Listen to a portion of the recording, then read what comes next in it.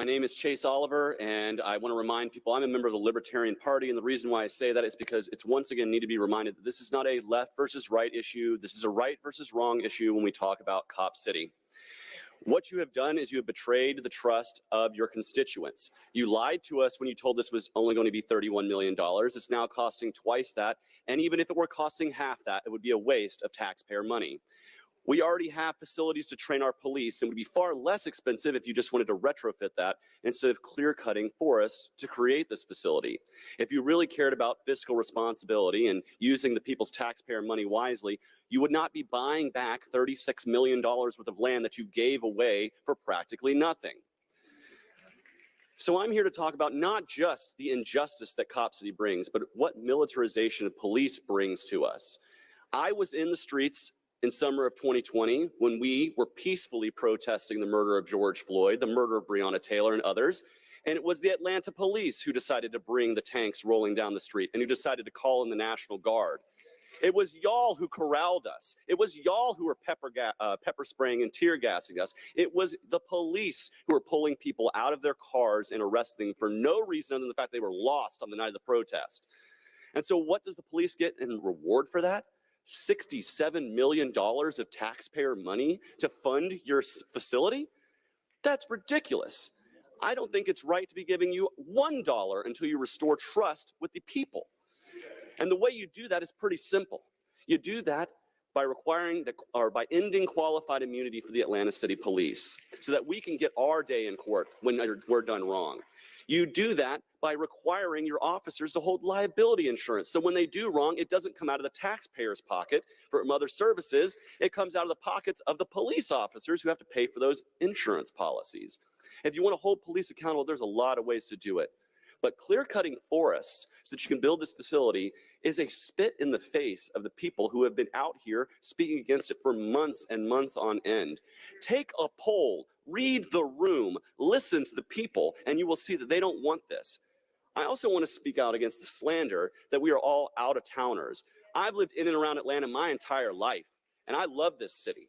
I love the things that it represents because I love the people of this city, not its government. That's absolutely true. But when you say that we're out-of-towners, that's a lie. Because the truth is the people who are out-of-towners are the corporate donors who are backing the Atlanta Police Foundation. They don't live on Peachtree Street, they live on Wall Street. They don't care about the people, they care about the almighty dollar. And they don't have our best interests at heart.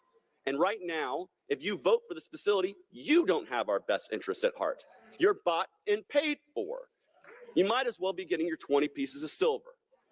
Because right now, you are committing a Judas act against the people of Atlanta. I'm sorry there wasn't an invocation here today. It's Monday, but I'm about to take you to church. Because the Prince of Peace, the Lord Almighty Jesus Christ, taught me to love my fellow man, to not put them down, to not put my boot upon their neck. I support the Prince of Peace. I support a gospel of love. And I support that all people are free. They have inherent freedom and liberty. And every time you put another law, another regulation, another police force on the street, you're putting the boot on our necks. And the people are getting tired of it. This is a warning to those who are sitting in the ivory towers and those who sit here in elected office. You are making peaceful revolution impossible. And I don't support violence. I'm a pacifist. I oppose the initiation of force. We're not initiating force. Y'all are initiating force against us. Government is initiating force against individual people. And yes, there are systemic wrongs that need to be righted with our policing. There are people who are more affected than others. Those of you who have means, those of you who sit up here in the ivory tower, those of you who take the corporate money, y'all don't have to worry about the militarization of police. It's the people who go to work every day, who earn a living, who go to work, they raise a family, and they're just trying to do their best. And what you're doing is you're sending more militarized police into our neighborhoods. We don't want it. The people do not want it. And your job is to represent the people. And when you don't do that, you're failing. You're failing. Welcome to another episode of the Propaganda Report. I'm your host for today. I'm CJ Compton J on social media, or just J in real life. I'm at the final stages, I guess, of a cold. So I still need something hot to keep my vocal cords, I guess, from locking up, getting too cold. Okay. All right. So starting out with this clip, I mean, it's a lot of clips from the public comment portion of this stream, because Cop City kind of has two different segments where we're talking about just the public comments, the public outcry, what democracy's supposed to look like at the result of what we saw, 15 hours of public comment, is supposed to be the city voting against this. That's what democracy, you know how they tell us in school? You know the lies they tell us about this democracy in school? The people come together, protest, Tea Party, all these glamorized fantasy stories about American history. But it's funny how when you're trying to actually implement those American stories of freedom and liberty and how to gain your justice, this broke the record of the amount of people speaking on a particular topic, and we're going to see all the people that was out there. But this was amazing to see the amount of people that came out to this event. So we're going to get to that. Funny thing is, that's not the story we're going to start with, but I did want to kind of tease it before we get to the first story I want to cover, and that is something I just discovered. But Cornel West, what are we on, day 3 of topics on him since his announcing? So we're going to talk about that first. So let's bring that down, and then let's bring this next one up here. So we'll start with Ben Dixon. I got a little bit of Jen Perlman for this upcoming segment that we're going to be talking about.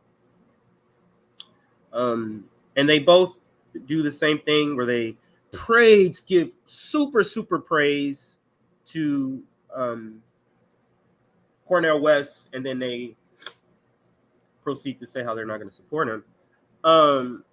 So this is actually what we're going to start with. And the reason for the propaganda report today, because when I started looking at the stories, I was like, yeah, this is a lot of dispelling of propaganda I'm going to be talking about today, especially when we get to the Trump derangement gets desperate with Chris Christie. Like, you should hear what they're saying about Chris Christie and other things.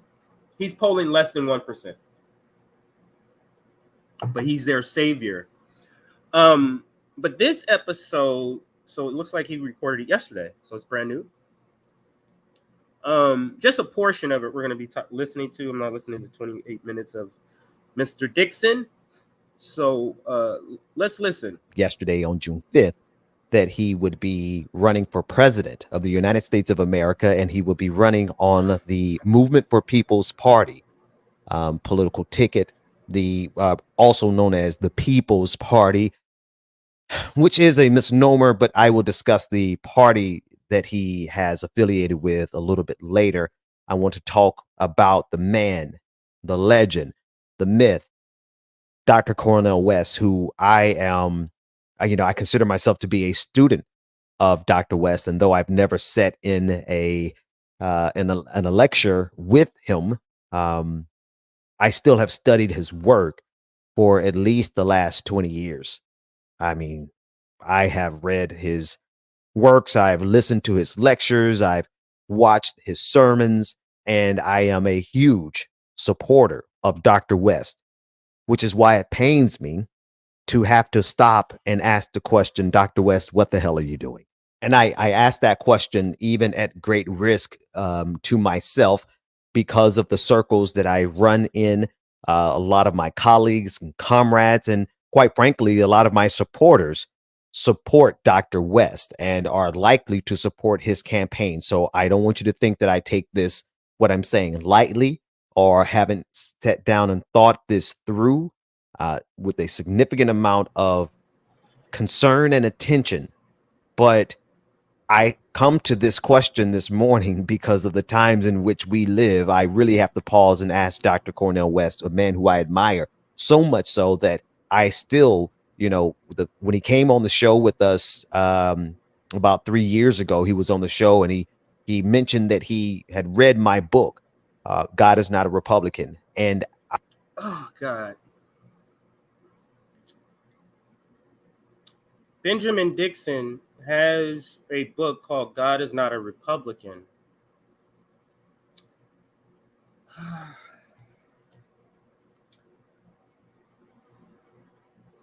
I'm trying to think of another title of a book that would clearly indicate coonery besides that. God is not a Republican. Is that to assume that God is a Democrat, or it could be?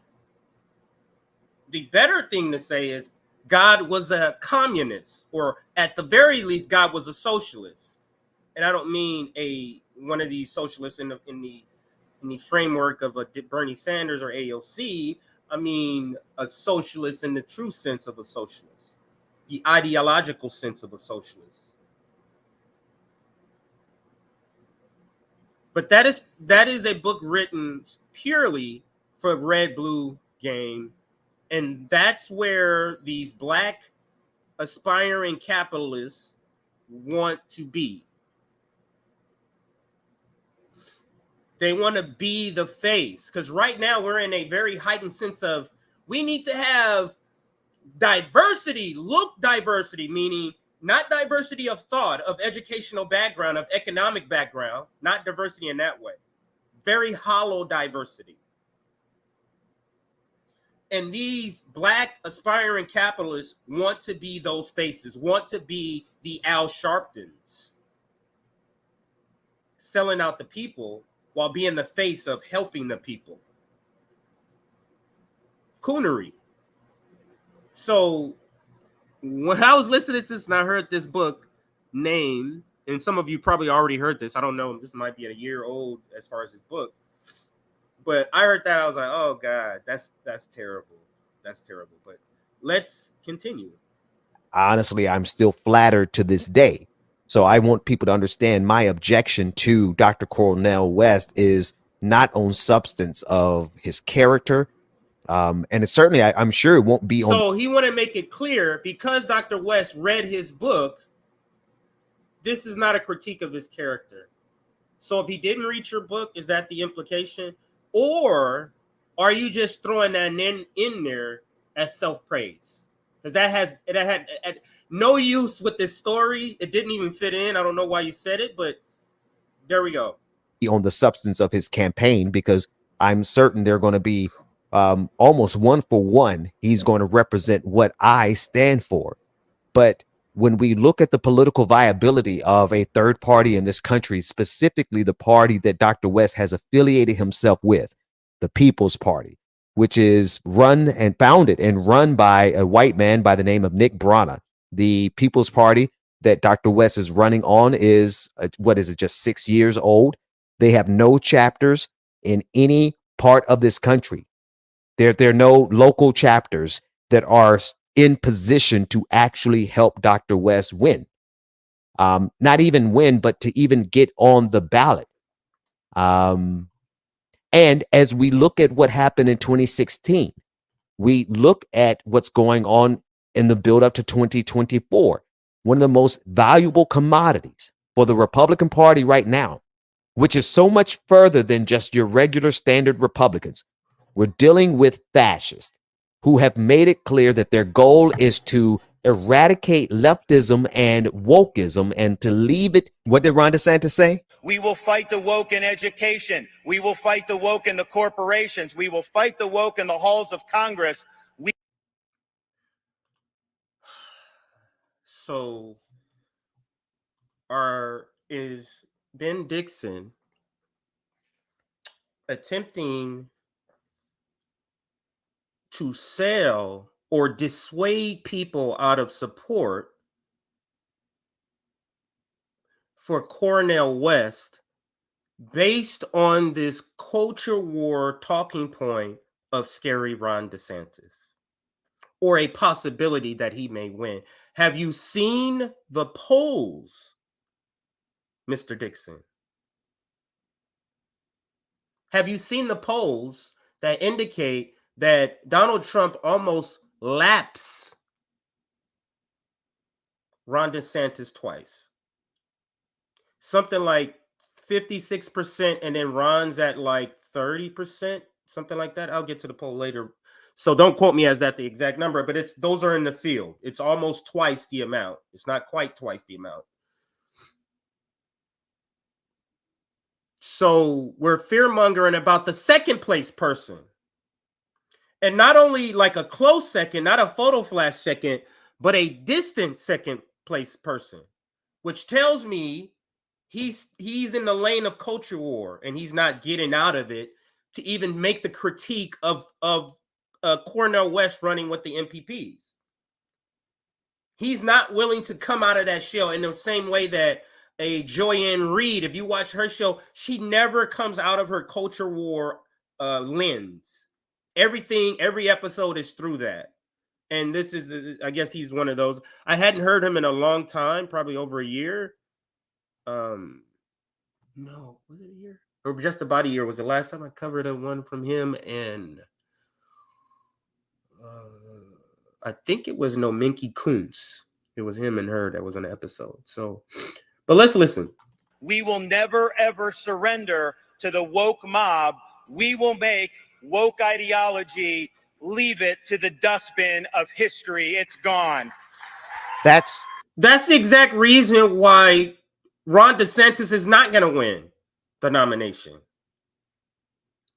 Wokeism. Now, Donald Trump talks about wokeism, but not in the same way. Like, this is his bread and butter, is Ron DeSantis. That only works in certain segments. That'll work in Florida. That may work in Arizona. He's not winning a nomination based off of that. So stop it. And again, Ron DeSantis is in second place. That's what we're fighting against in 2024. And that's just the tip of the iceberg. Ron DeSantis and his war on all things black, on all things. This is the same thing as Russiagate. He's selling fear. Like, wait, guys. Yeah, no, he like Dr. West is great under regular circumstances. Last time we had the pandemic. Before that, we had Russiagate. This is the new one. Wokeism, Ron DeSantis. Pretty hollow. Let's continue and then move on to Jen Perlman's take on this also. Progressive on all things that quite frankly, Cornel West stands for. I come from a tradition where I care about you. I care about the quality of your life. I care about whether you have access to a job with a living wage, decent housing, women having control over their bodies, health care for all, de-escalating the destruction of the planet, the destruction of American democracy. Listen, you're not going to get me to disagree with Cornel West on what he's fighting for, what he stands for.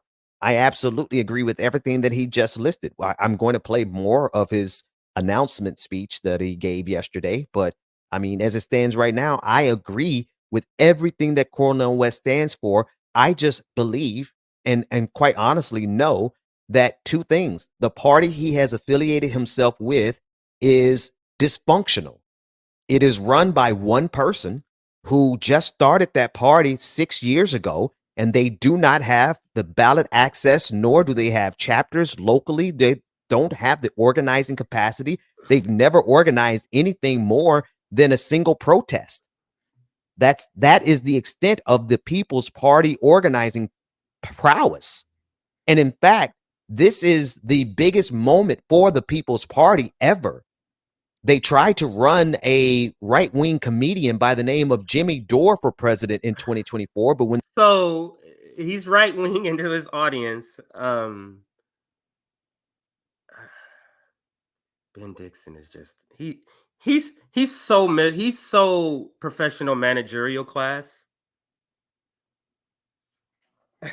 He's so professional managerial class, this guy. And yeah, I can't fuck with that shit. But when they saw that wasn't getting any traction, the Movement for People's Party, the party run and owned by founded by Nick Brana. Not that it wasn't getting any traction. Jimmy Dore didn't want to run. Or Jimmy Dore decided not to run.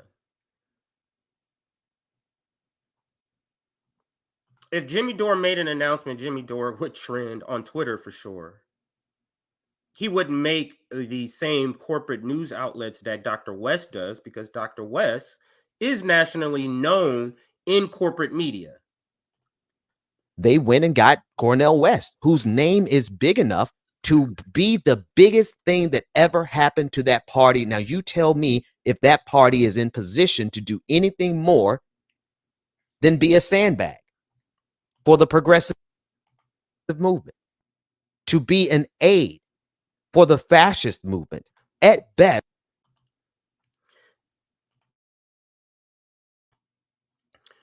With this logic, Mr. Dixon, and any professional class person with this logic, Crystal Ball has the same sort of logic. How can a third party ever be built up? With their logic, a third party can only be established and be viable overnight. Like literally 1 year, people are voting Democrats and Republican. The very next year, this third party emerges where everybody goes. That's the only way, a mass exit within a 12-month period.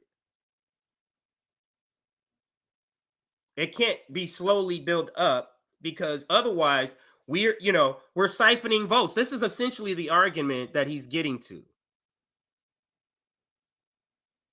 So I give him credit, or was going to give him credit for it, because his one of his main critiques thus far in this stream is that this is strategically. If you're just talking strategically, I agree with Ben Dixon right here, and I said the same thing.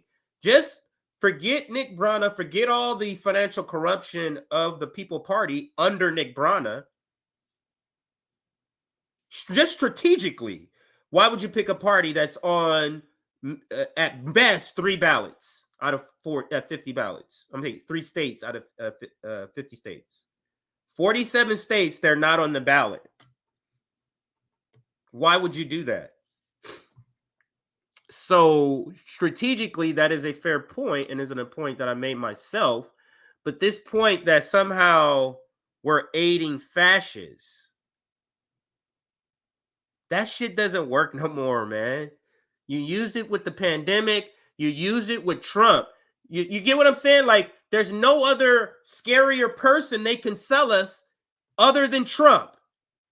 You see how this tactic is not going to be as effective as before, because you said that about Trump. We went through a term with Trump, and we went through a term with Biden, and now we're going like, I don't know what the fuck you're talking about. You can't sell this anymore. Or you're not going to have the same people buying the same tickets, the number of tickets on this talking point that Ben is trying to sell right here. Didn't want to play all of his episodes, so let's just play that part, and then let's get to the next section, the next part in this, the next video in this section. And that is, now my daughter's watching TV too. Which one was I just about to play? Oh, it could be on Jim Perlman, that's the one. My bad, everybody. Then that's all the way down here. Damn, my daughter's watching a bunch of this. I thought I watched it on here, but apparently not. So that's the Chris Christie stuff when we get there. I thought I watched it on here, but apparently not. Let's go to Jim Perlman's page. Oh, no, I watched that on my phone. That is true. I watched that on my phone. All right, let's go to her video content on this subject. I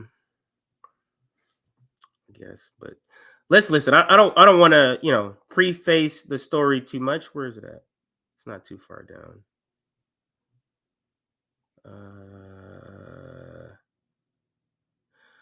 Oh wow. Ice Cube to the black community, leave the Democratic Party. Wow, I need to listen to that one right there. Okay, we may have to insert that in here. Wait, am I missing something here?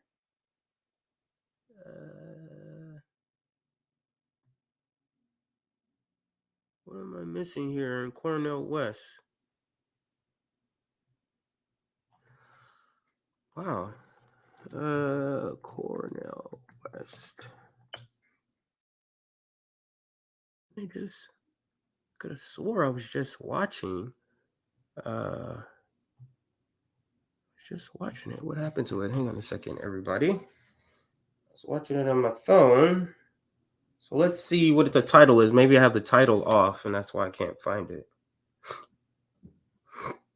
Let's see. Yeah, it's right here. It's called Big Mistake, Cornel West running for president. Yeah, okay. Maybe I missed the title. Could have been there and I just missed it. It's called Big Mistake. That's the title. Oh, you know what? It's a live stream, not a video. My bad, everybody. That's why. It was a live stream, not a video. So here we go now. Should be around queued up where I was listening to it before. It looks like it is. So let's listen to what their take is on this same thing. But it suits him. It's gonna be similar to you know what? I won't describe it. So let's just listen to it and take it from there. So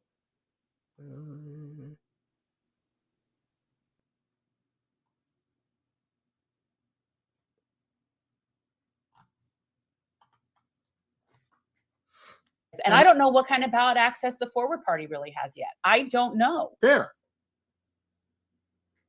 Man, this is pretty terrible. I know who listens to for a brief moment. It was bad. Couldn't actually keep it together. No, it was really embarrassing.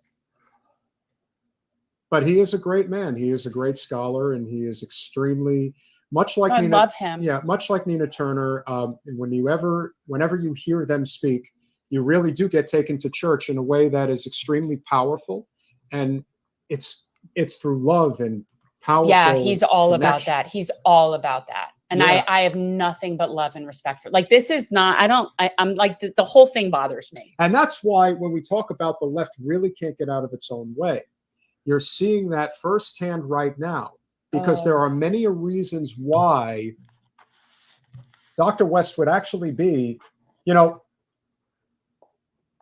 Jordan Chariton of Status Quo is a good friend. And he has said time and again that there is a real opening right now for a true left populist to run for president, even if it was to be done outside of the two-party system, because the people who are running in the Democratic Party right now are not the answer. However, somebody like Dr. West absolutely does embody that MLK Malcolm spirit that is needed. Could be the answer. Right now. So could be the answer. How he ever came to the conclusion. It so feels like they want to say they want him to run with the Democratic Party. That's what it feels like to me when I was watching this. It's like on the tip of their tongue that they want to say, run a Democratic Party. So I'm going to rewind it just a little bit. Tell me if you pick up on that same sort of vibe that I get. It was of great inspiration to both of us. I actually didn't have the pleasure of meeting Dr. Cornel West when he was in Miami 3 years ago, but Jen did for a brief moment. And it was bad. Couldn't actually keep it together. No, it was really embarrassing. But he is a great man. He is a great scholar, and he is extremely much like Nina. I love him. Yeah, much like Nina Turner. And whenever you hear them speak, you really do get taken to church in a way that is extremely powerful, and it's through love and powerful. Yeah, he's all connection. about that. He's all about that. And Yeah. I have nothing but love and respect for, like, this is not, I'm like, the whole thing bothers me. And that's why when we talk about the left really can't get out of its own way, you're seeing that firsthand right now, because there are many reasons why Dr. West would actually be, You see how he's stopping short?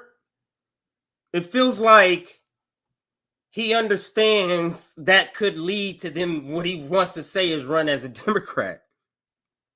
Because what do you mean get the left get out of his way by what he's doing by running for them? And it feels like he's stopping short of saying just run as a Democrat. Because that's what he's saying when they're implying like this is the candidate that the progressive Democrats need to run as a Democrat. That's essentially what he's saying. He said, not the Marianne Williamson. He said that the people who are in the race now are not what the left needs. That's Marianne Williamson and RFK Jr. So it feels like, and maybe this is Ben Dixon's disappointment too, is that it feels like they don't want to say run, like they would rather him run as a Democrat. Let's just leave it there and let's play. Jordan Chariton of Status Quo is a good friend. And he has said time and again that there is a real opening right now for a true left populist to run for president, even if it was to. There is a true opening for a true left. There's a real opening for a true left populist to run for president. Now, notice when he says, even if, that's the part that's IQ in here. When he says the even if part. Firsthand right now, because there are many reasons why Dr. West would actually be, Jordan Chariton of Status Quo is a good friend. And he has said time and again that there is a real opening right now for a true left populist to run for president, even if it was to be done outside of the two-party system. Because the people who are running. Even if it's done outside the two-party system, if you say even if it's done the so-and-so way, you're implying the normal standard way would be what? Democrats. They so want this guy to run as a Democrat. Like, real radicals are disappointed he's not running a real third party, like that independent or like a Ross Perot did, or Green Party that has ballot access. I think in this video they mentioned like 38 states. I've also heard 40. It's somewhere around 38, 40 states. So let's listen. That means currently it would go up because the remaining states they would apply to try to be in on the ballot once they get a candidate. Running in the Democratic Party right now are not the answer. However, somebody like Dr. West absolutely does embody that MLK Malcolm spirit And that is so needed could be the answer. right now. So could be the answer. How he ever came to the conclusion that his best option was to run with a party that, forget all of the negatives associated with it, the fact that the party doesn't even have ballot access. Cornel is not just a great speaker, he's a great human. Like he's special. And I do think he is exactly I have nothing but just really good things to say. And it bothers me because that's why it bothers me even more. Oh yeah. Because this decision. Give it a second. Makes no sense. Well, none. I don't understand. For all of the faults of the Green Party, they at least have ballot access right now, right at this moment, in 38 states. Did you make sure to check your current numbers? Okay. 38. Because I haven't looked in a while what they are. But yeah. Dr. West would do better to run in Andrew Yang's Forward Party. Now, I don't know how many states they have access to, but I can guarantee you it's better than what the People's Party has. You're assuming that the Forward Party would want him because they probably wouldn't. Perhaps. And the Green Party is just too obtuse to recognize what's good for them. So that's the problem with those. And I don't know what kind of ballot access. So what other Republicans place have are you yet. talking I about? don't know. You just now, of X'd course, out we're not gonna everybody else recommend but the running in No Democratic. Labels Party. That is the Of course you're corporate not. third rail Where are you party getting to? that is trying to recruit Joe Manchin to run for Where are you president. getting to then? But we're still convinced that this could actually happen. At this point, I got to tell you, nothing would surprise me. Nothing would surprise me either. And of course, with that said, the Libertarian Party obviously is out. So you're not going to have Dr. So who's West run left? on that particular ticket. But why the People's Party when they don't have ballot access? If you're going to run, and this is another thing that somebody suggested, that if you're going to run, why? Think about it. What party haven't they called out and says X a yay or nay? Green Party. We already talking about how MPP, Libertarian Party, and I can't remember if he said something else. No for the Libertarian Party. Green Party has problem. Then who's left? Who's left? Liberals.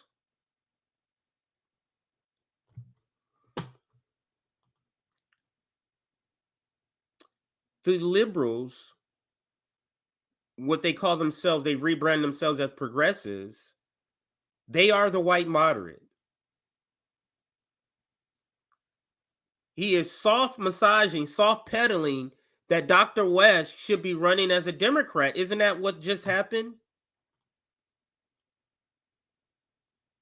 These are the people, the faces of the problem of why the left can't gain traction to exit these capitalist parties. These people here, they stand on that path and throw bananas for us to slip up.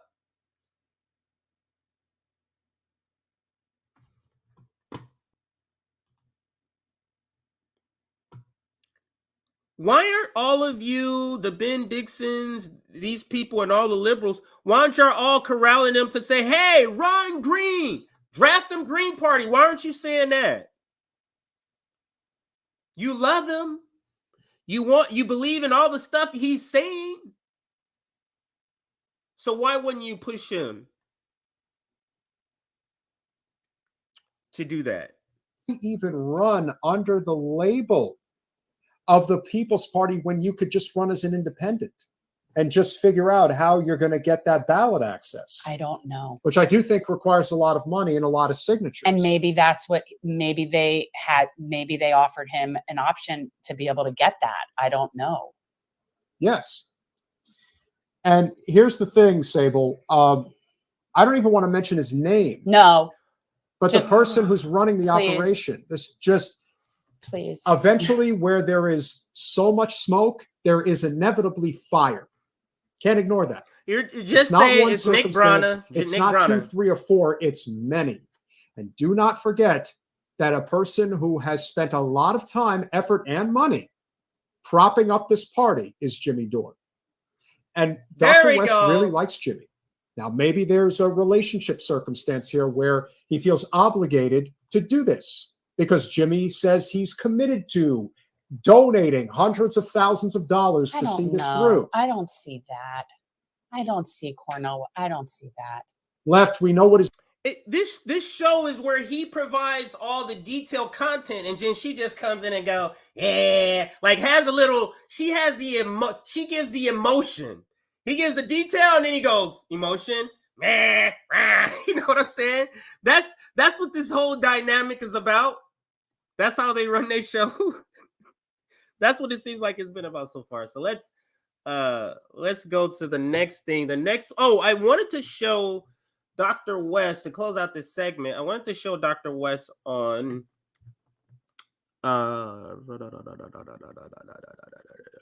what was he on? Dr. West. I think he was on, is it Democracy Now! Or PBS? Democracy Now! Let's try Democracy Now! First. He goes on. Yeah, he goes on. Now, listen to what he says here, and let's try to extract some of the things that he says about the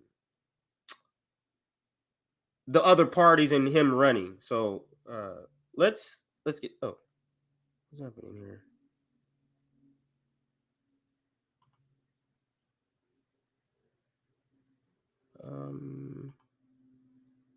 We're talking about affirming. We're talking Jersey Governor. Okay. This is Democracy Now!, democracynow.org, the War and Peace Report. I'm Amy Goodman. Well, the 2024 presidential race is becoming more crowded. Former New Jersey Governor Chris Christie and former Vice President Mike Pence have both joined the Republican race.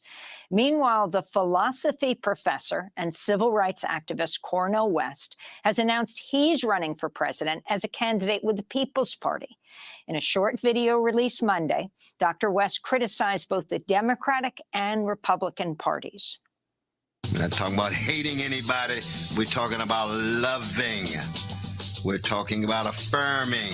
We're talking about empowering those who have been pushed to the margins. Because neither political party wants to tell the truth about Wall Street, about Ukraine, about the Pentagon, about big tech. West's announcement surprised many political observers. In 2008, he endorsed Barack Obama, but later became a vocal critic of the Obama-Biden administration. In 2016 and 2020, he backed Bernie Sanders in the Democratic primaries. Cornel West is now running as a member of the People's Party, which was founded by a former staffer of Sanders after the 2016 election as an alternative to the two-party system.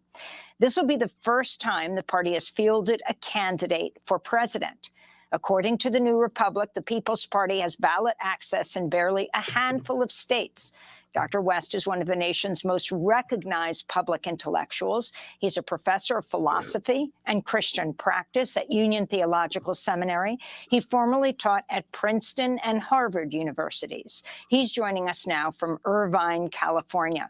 Cornel West, he welcome out here back to Democracy Now! It's great to have you with us. Can you talk about why you've decided to run for president of the United States? First, Sister Amy, I want to salute you. You are an exemplar of longevity, of integrity, and consistency. And, you know, we go back many, many decades. So I just want to always begin on that note. You're putting a smile on Brother George and Sister Dorothy's face, your precious parents. But no, my announcement of running for president of the United States to be head of the empire, to help dismantle it in such a way that poor and working people would be at the very center, at the very core of our vision of what a good society actually is. That it has to do, as you can imagine, with these very bleak times, these very desperate times. So it's a kind of act of desperation. You know, I'm 70 years old. I've been at this for 55 years, and I have a calling that flows out of the legacy of Martin Luther King Jr. and Rabbi Abraham Joshua Heschel and Edward Zaid and Chief Joseph and Dorothy Day and Grace Lee Boggs and Louisa Marino. All of those are the best of America.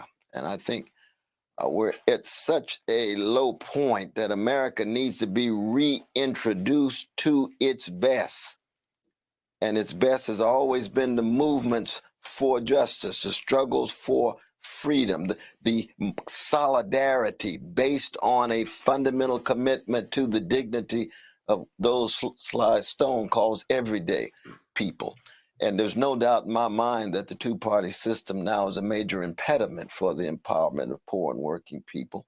I'm thoroughly convinced that, of course, the neo-fascist Republican Party has already made it very clear that they're tied to big business and big military, big tech, and so forth. And the milquetoast neoliberal Democratic Party strikes me as being incapable of taking seriously the fundamental needs of poor and working people, not just here, but around the world. The militarism abroad, $7 billion frozen for the brothers and sisters in Afghanistan, and what's been AFRICOM in Africa, and what's been going on in the Middle East. Thank God that you keep track of the precious Palestinian brothers and sisters and all the hell that they're catching. You have it every day, and I thank God that you do. Why? Because Palestinian peoples deserve to have a visibility in terms of their suffering and ways in which they can attempt to get out from under. Same would be true, of course, for our Jewish brothers and sisters in Russia or in a France where their rights are being violated. We're wrestling with organized greed. We're wrestling with institutionalized hatred. We saw that with our precious gay brothers and lesbian sisters and queer siblings in the earlier report. But it's also a matter of routinized indifference. There's an indifference to the plight of the vulnerable. More and more, it's becoming not just a fad and a fashion. And that's a great point that he makes here. It's not we just don't, it's an indifference. It's not even an acknowledgement of existence. It's wanting to wipe, for example, we don't want to fix the homeless crisis. We just want people to be out of our sight. That's the indifference that to me you feel. It's like, and it's applied to all other topics, not just unhoused, but just us in general. Oh, you guys need something again. The American people need something again. Damn, we got all these guns and bombs to buy. That's what it feels like. Like we're in the way of you spending our money. So to that point that Cornel makes here, I'm gonna fast forward because he rips apart the Democratic Party and the Republican parties. Let's listen to this next question because he does get to talking about parties. Yes. Cornel, you talk about militarism. I want to ask you about Russia's invasion of Ukraine. In March of last year, you told the New Yorker, we must try to stop the war, recognizing that the American empire has little or no moral authority when it comes to violation of international law and the overthrow of national sovereignty, as in Latin America, the Middle East, and Asia. You've also called Putin, you've been severely critical of President Putin for the invasion. Talk about your views on what happened, what is happening, and how the war needs to end. Well, one, I think you have the clash of two empires. The Russian Empire is a deeply wounded empire. It's had its territory cut back. Of course, its economy is shrinking. And then you've got the American Empire, which is the most powerful empire in the history of the world. In fact, it's the 68th empire out of the 70, going back to the beginning of the human species. And so on the one hand, you have the promise of the American Empire to the elites in the Russian Empire: we will not move an inch. And within decades, 14 of the satellite countries of the Soviet Union, the former Soviet Union, are part of NATO.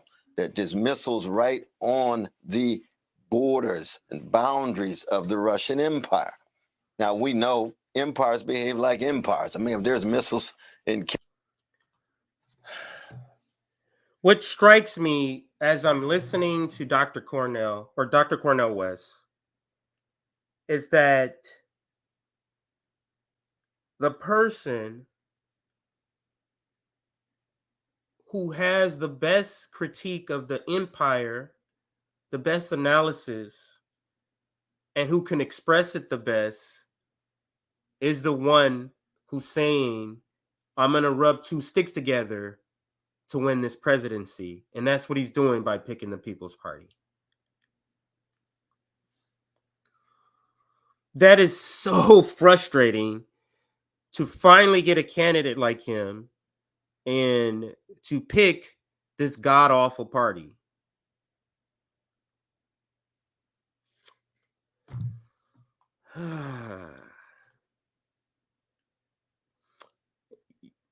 You know what I mean? Like, what's the effective, not how it makes you feel, what's the effective use of his critique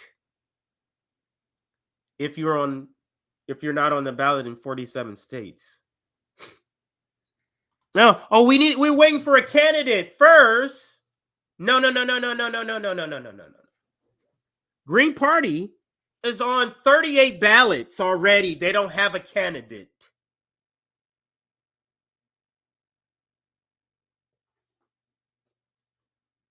So miss me with that.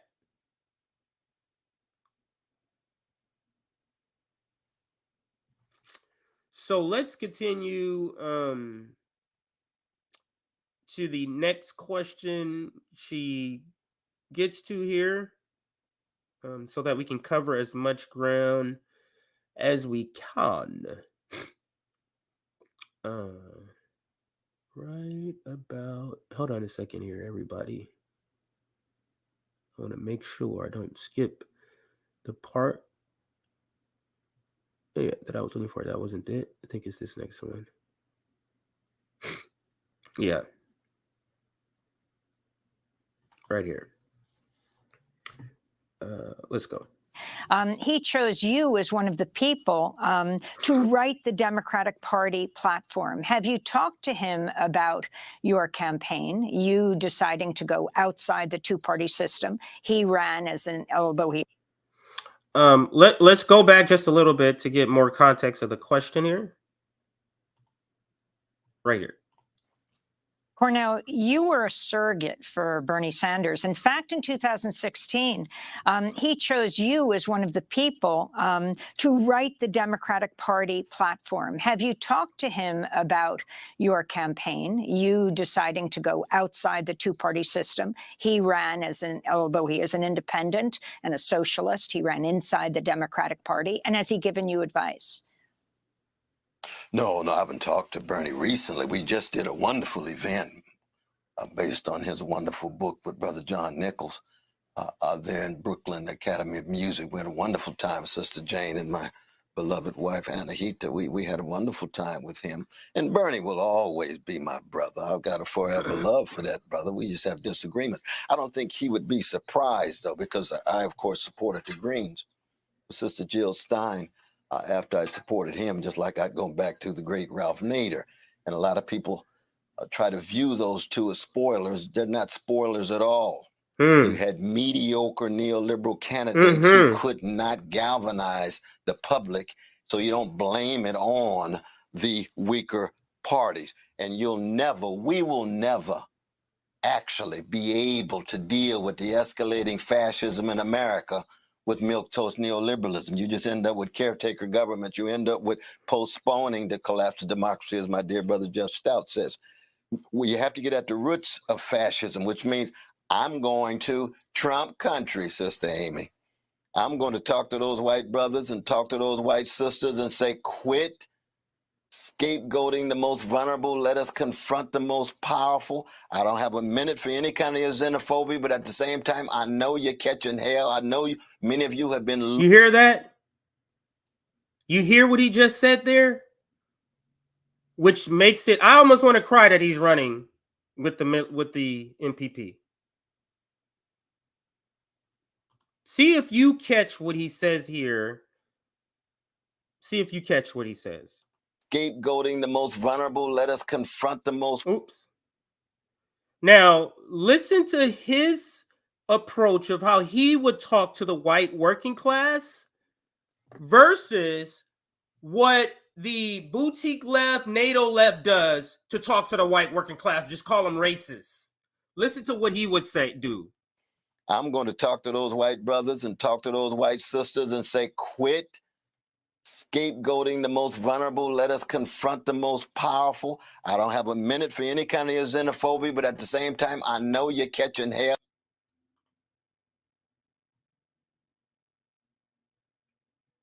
Isn't that what RBN advocates for? We're called Red Blonde Alliance if we're advocating for that. That's the exact point. And that's what the Black Panther... I don't got time for none of your racism, but if you want to team up, you get the white working class together and we get the black working class together. Let's do this. That's coalition building. It's saying, I know you have a difference. I don't care about your difference. Let's team up on the shit we do agree on. And let's take these motherfuckers out. That's not what the professional managerial class is saying. They're saying, ew, icky, Trump supporters, they're racist, they're transphobes. You see the difference?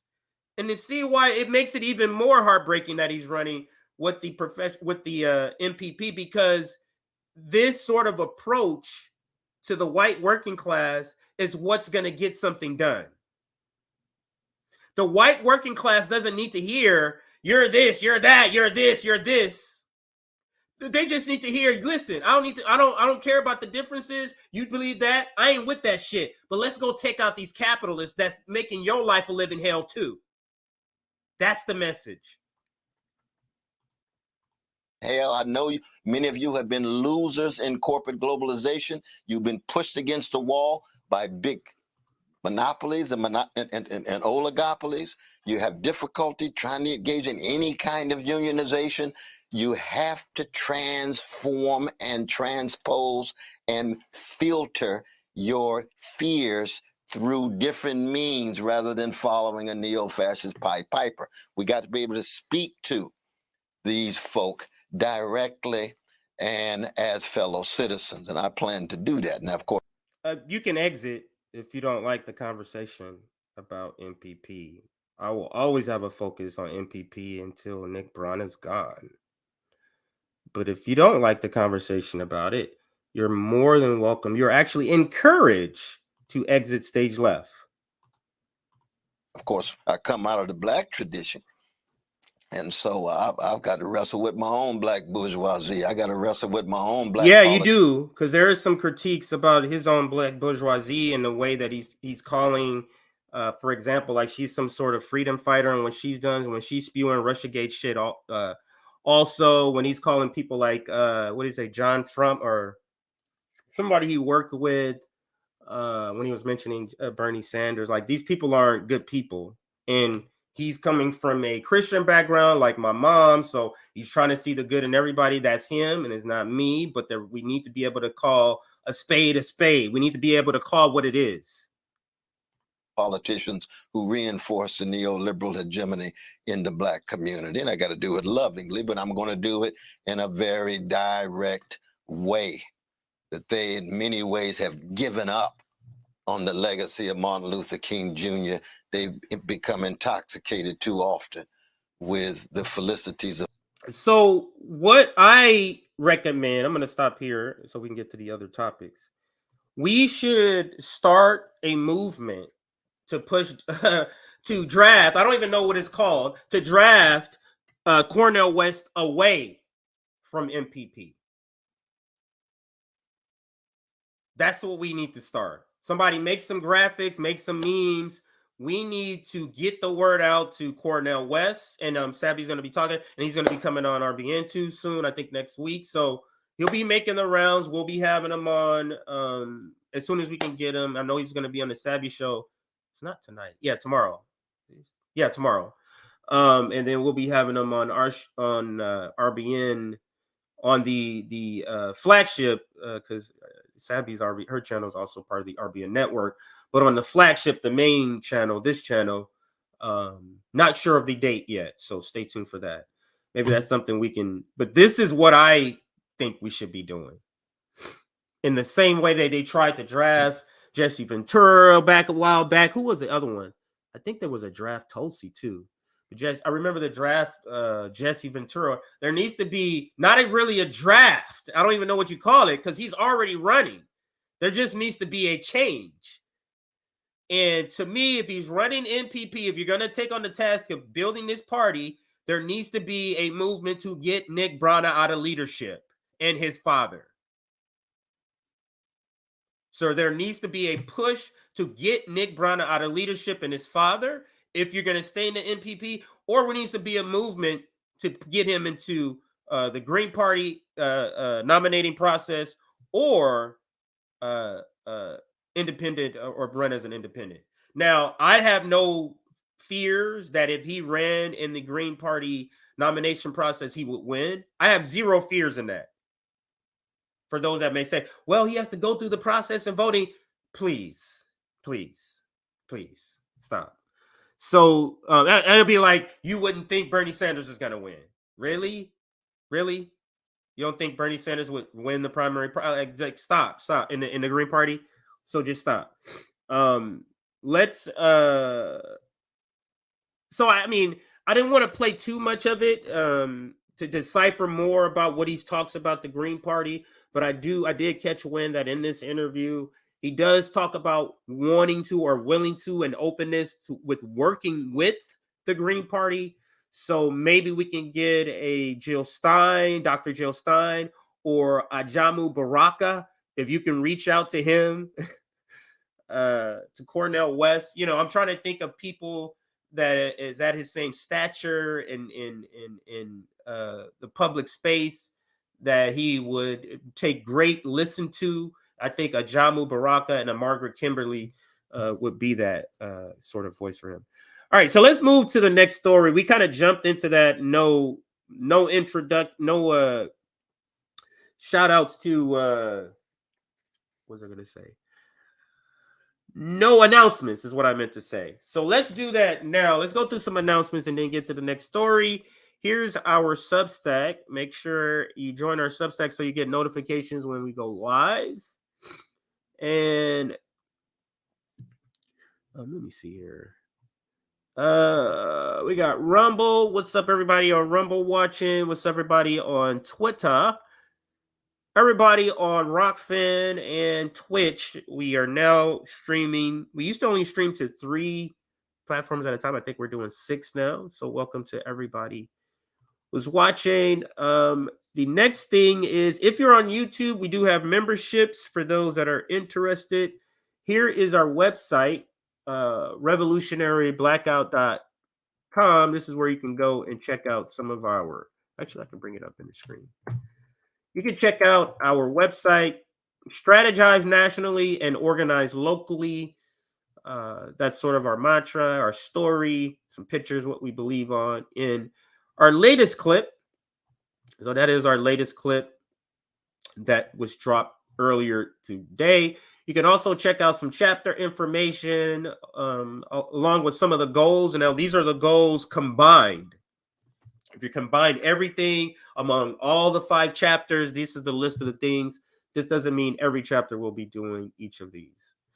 And then, of course, it goes into the chapter Boston with Sabby, Orlando with JB, and then Detroit, KC, and Long Beach. So you see all of that. You can see all of this on the website if you are interested. Make sure you check that out. And the next thing, other announcement I haven't forgot to do is, actually, let's go through the graphic. So the 2 main stories are Trump derangement gets desperate. And then we're going to talk now about the Cop City items that, or the Cop City, the Cop City outcry, I should say, public outcry during the public statements part of this. And then we'll also talk about some of the state repression with an article from the Black Agenda Report. So that is the graphic for today. Another thing is we are continue to fundraise for this event here. And do I have my phone around? Oh, yeah, I have it right here. So Skid Row Outreach is Saturday the 17th, so about 10 days from now. Food and clothing. If you want to help, you can email us at outreach@revblacknetwork.com. Today's Wednesday, so Wednesday is typically when I go in and check all the emails. Because we don't have staff, we don't, I'm not able to check the emails and respond every day. So I'm trying to do it once a week in the middle of the week, and that's today. So I'll go in and check out the emails today. But if you're interested, that's our email on the screen. Also, Cash App is Mutual Aid Forever. Our Venmo is Forever Mutual Aid if you want to donate. And I do want to shout out a couple of people who recently donated to that fundraiser I just had up there. Our GoFundMe's at the bottom. That's for our fundraiser to pay our employee. And what was I just about to say? Oh, shout out some of the people that have donated. So let me shout out a couple of people that have donated. David donation. Thank you for your donation. I won't give the amounts because most of these are still private. I'll just give the name. A shout out to Austin Storms, Oh, wow. Candidate Larry Sharp donated some money. Shout out to Larry Sharp. Thank you for the donation. Parker Whittle, Whittle. I think that's how you say it. And Christopher Morrison. Those are the last donations we received. So thank you for those donations. Let me check the other account. And this is for our I'm not logged into the right one, so I can't check that now. This is for our Skid Row outreach. So thank you for everybody that has donated to that fundraiser, or that fundraiser that we're trying to crowdfund to reach out to some of our unhoused comrades on Skid Row. So thank you for that. All right, so now let's get back. Actually, I guess I'll shout out some comments before I get into the story. A Biden 71 always showing some love with this super sticker. Thank you for that. And let's see here. Let's see. Anybody mention the interview tomorrow?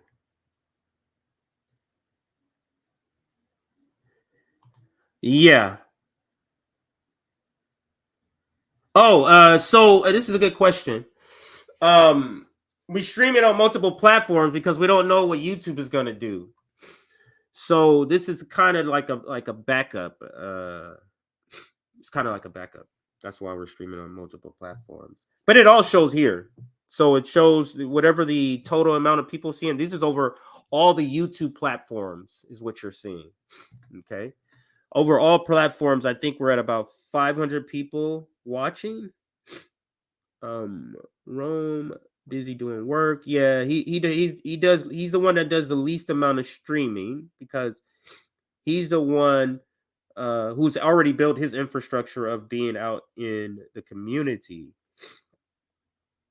Yeah, and he was on yesterday. So thank you for answering those questions about Rome in the audience. And it looks like that's the question that you had. Perfect. All right, let's get to the Cop City story. Where am I on here? I guess I'm here. All right, so let's get to the Cop City stories. And it's kind of broken down into a couple of different sections here. Let's start with the Outcry. And there's a lot of video. Let me see the one I want to start with here. Like, this is a lot of good content talking about this. So let's start with this one here. This is a great one to start with. And organizer. And we, on behalf of myself and the PSL, we say no to Cop City. We say no to police terror. We say no to militarization of the police. And we also say no to capitalism. We are socialists and we are not afraid to explicitly say it. Because we know that capitalism is anti-blackness, capitalism is anti-women, capitalism is anti-working class. And we will dismantle this system once and for all. The Atlanta government has divested so much money, we better says fund people's needs, not the police and not Cop City. Why? Atlanta only has one level 1 trauma hospital in the metro Atlanta area. But you want $60 million to Cop City. Atlanta schools are very segregated. You have all this money going towards a militarized police training facility. The funds should be going towards education. That's where it should be going to. The funds should be going to where women can have safe reproductive rights, where they can go and receive the proper care they need, free child care, free college. Children should not have to worry about when not being able to eat. The working class people should not be worried about when their next meal is. You got the corporate developers coming in, buying up all the property, hoarding up all the land, but yet you don't want to incriminate them. They are the real criminals, not the working class. Not fighting injustice is not terrorism. That's right. And we must make it clear today. Fighting injustice is not terrorism. We demand that you defund the police and fund people's needs. That's one of the more viral ones, and this is a member of the PSL and they put this out too. Oh yeah, it's put out on multiple I'm like, also, platforms.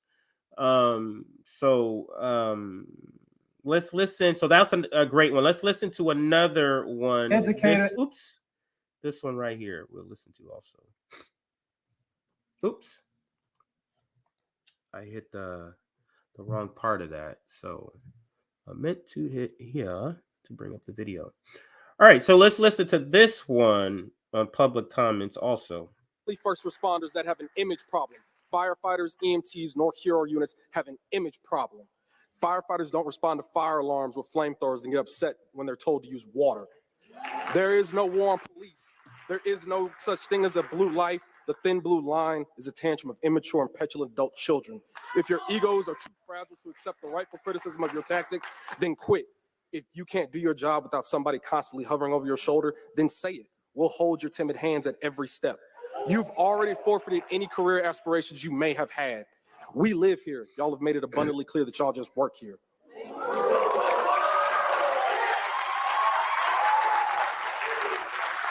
If accountability makes you uncomfortable, go somewhere else. Atlanta has no place for you.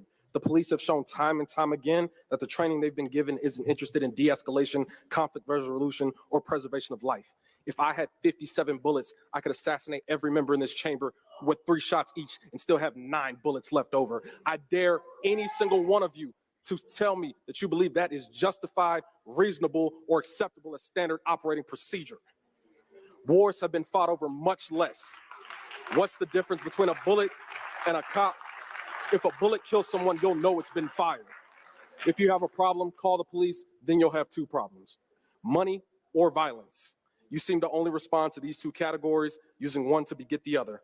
Can't even get the correct dates on your signed off warrants, but expect us to believe that you have the competency and due diligence for a $100 million project that we have told you repeatedly that we do not need and we do not want. The May 31st deployment of militarized police unit on a residential street to raid a bail fund on suspicion of white-collar financial crimes is tyrannical. Tyrannical entities must be demolished by any means necessary.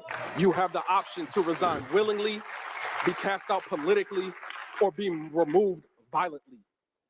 The choice you make today on this bill will be inextricably linked to the method that will be chosen. You will vote no. You will vote no. You will vote no. All of you will vote no today, and you will replant every tree you uprooted 100 times over. Those who make peaceful revolution impossible make violent revolution inevitable. If you build it, we will burn it.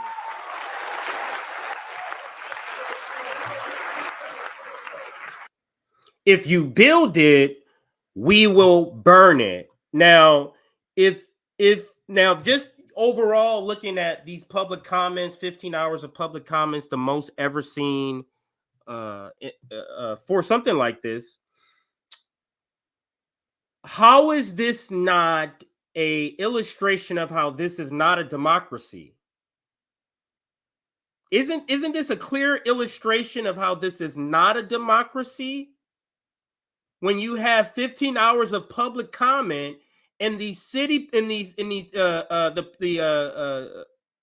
is it called? The city council votes yes, as if all the people came out and didn't say anything. How is that a democracy? We have to wake up. And I'm completely on board with what he says here. If they build it, then we will burn it. Let's listen to this next comment. Another good comment here. And an observation, all of my solutions could fall under categories currently in Atlanta's city budget.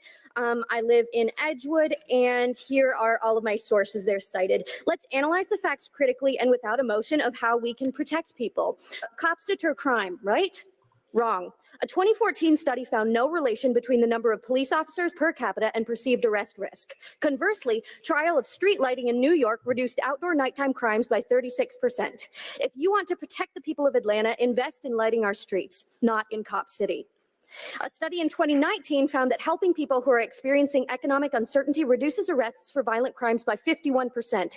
If you want to protect the people of Atlanta, invest in affordable housing, community food programs, and other emergency financial assistance, not in Cop City. Cops reduce traffic deaths, right? Wrong.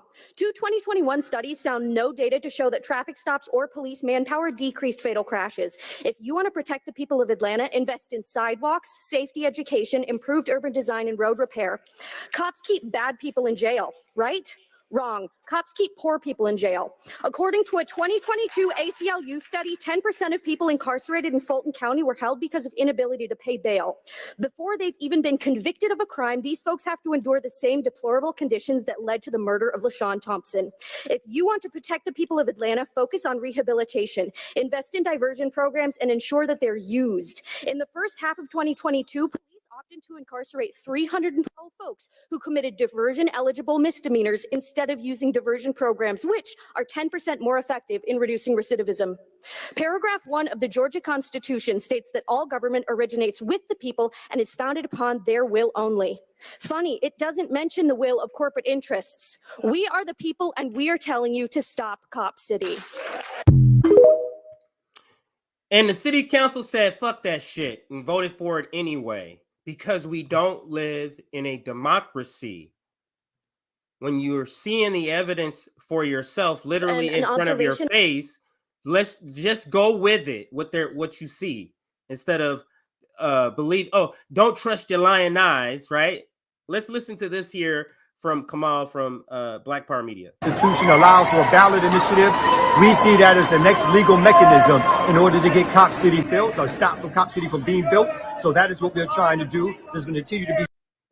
Let me rewind it again, because maybe I think the first 2 seconds wasn't as clear as it could have been. So let's listen. Yeah, we're trying to get a people's referendum on the ballot. The Georgia Constitution allows for a ballot initiative. We see that as the next legal mechanism in order to get Cop City built or stop from Cop City from being built. So that is what we're trying to do. There's going to continue to be street protests. There's going to continue to be actions. There's a week of action coming up. But we also want to make sure that we have a direct path to try to stop this from happening. When we have all these people out here today, when we have all the public comment, when we have all the polls showing the people are against it, why is it still being built? Because the politicians are in the hands of the corporations, the developers, and the police themselves. They don't care about the people. These are the same elected officials and their lineage that kicked out all the homeless people to build the Olympics. These are the same folks that tore down public housing. These are the same folks that harass and arrest people who are poor and working class. These folks don't have the ear of the people. They are not the people. They don't work for the people. They work for the corporations and the developers. And as soon as we see that, it'll be clearer for us today more than any other day in which record numbers have turned out to City Hall. But yet they will not listen to the people. They're going to listen to the corporations and the developers and the police. Thank you so much. Thank you. That is crazy. And that's the point that I was just making, that last point that he made there. And I think that's from Chuck. Yeah, that was from Chuck. Chuck has a lot of content to show. Here's another one that Chuck was able to get. This is while they're in. So actually, let me play the overall look of where this is at, so you get a understanding of how many people was actually there. Let's actually play this video that kind of shows that.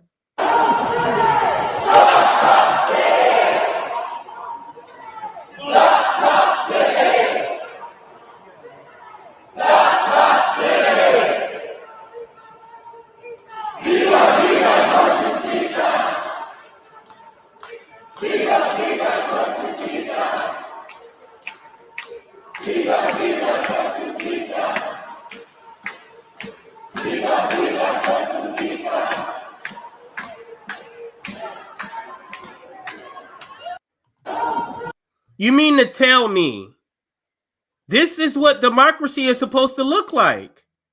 This is the shit the fantasy stories they tell us in our history books about do these things and you will get democracy works and the people in government will listen. Representative government represents what we want.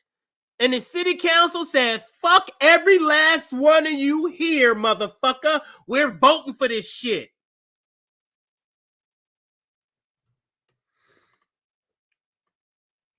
Just amazing. But it is such a clear indication that we do we're not trying to get live a people in a democracy. A clear indication. Here's another good video that describes the just the people out, the outcry, people showing up, the amount of people showing up. So this guy kind of talks about it here. See this huge turnout. We're all here to give public comment at today's city council meeting where they're voting on legislation that would allocate public funds to the Cop City militarized police project. The initial price tag was around $30 million, but as of recently, we've come to know it's about $70 million over the course of, I believe, up to 20 years in lease payments.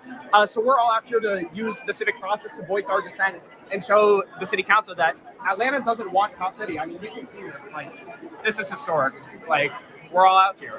This is historic. So this is historic. With this kind of response, do you think Cop City will end up being built? Cop City will not be built, but it's not because of the people in there who we're going to talk to. City Council is not going to listen to us. They are not our friends. We know that. We're not stupid. But we're here to use the proper civic process like they tell us to do so that we can say that we did it. If they still vote yes on this legislation today, if it doesn't get put back to committee or voted no, I don't know what's going to happen. But I can assure you Cop City will not be built. Thank you so much. Thank you. They told you. If you make a peaceful revolution, I forget the quote, impossible, you make a violent revolution inevitable. That's essentially what he's saying here without saying explicitly the words. But yeah, let's continue with a couple of more videos. Then we'll get to the, I guess it's the, where am I? This one. Then we'll get to the article on this. So Cop City Outcry is what we're on still. Oh, here's the other video I wanted to play. Here we go. Instead of our money being invested to help our people. Let me just rewind just to make sure in the first few seconds we didn't miss something important. Lives being stolen from our communities instead of our money being invested to help our people. And so we're here today to make it clear. This is not the will of the people, and if they vote for this, there will be hell to pay.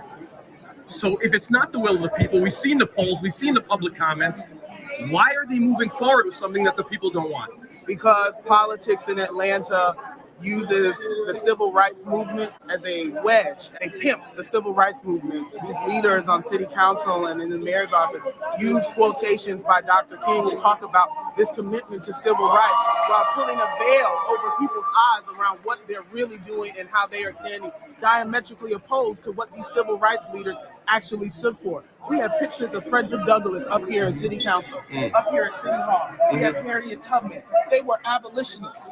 They were abolitionists. How are we honoring these ancestors in this building with these portraits while we invoke policy every day that stands diametrically opposed to what they stood for? Native people are up there on that mural. People who lost their lives because of land acquisition. The same thing that we are doing right now in 2023. And so what it really boils down to is Atlanta is no different from any other place that has elected officials that don't listen to its people. We are choosing to use peaceful methods to reject what the government is trying to oppose upon us. A riot is the language of an unheard people. I would warn us not to continue to unhear what the people of Atlanta are saying, which is stop Cop City. Thank you. Yeah. They're trying to tell you.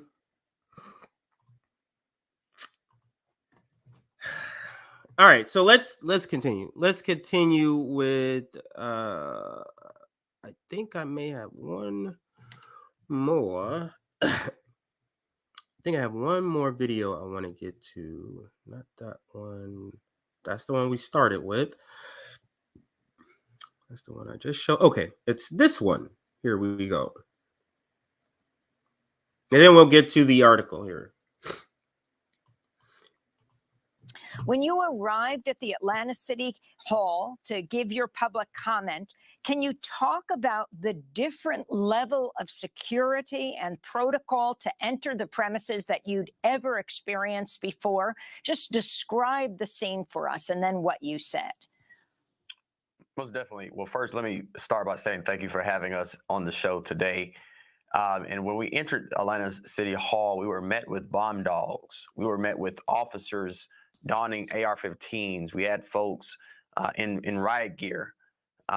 We saw a heightened level of security, both in protocol, meaning when we entered into the city hall, we couldn't even bring in food or water. And people were planning to be there literally all day and all night. And to not even be able to bring in Gatorade, I had to throw my Gatorade out and had to walk out of the city hall, throw it out, and then come back in.